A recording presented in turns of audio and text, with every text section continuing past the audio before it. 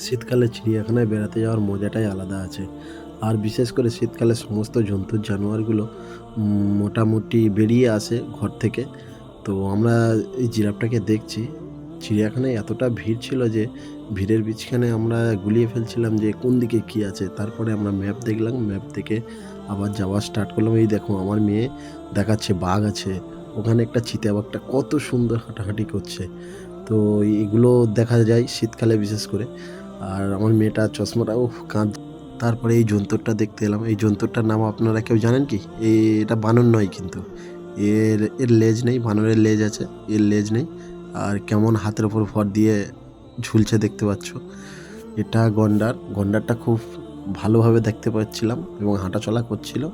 হাঁটাচলা করার পরে তো সমস্ত জন্তু যেন স্ট্রংভাবে, বাঘটা দেখেছেন? সমস্ত বাইরে থেকে দেখা যাচ্ছে। লোকেরও ভিড় আছে তেমনই, হাঁটাহাঁটি করছে সমস্ত। শীতকালে এটাই মজা হয়।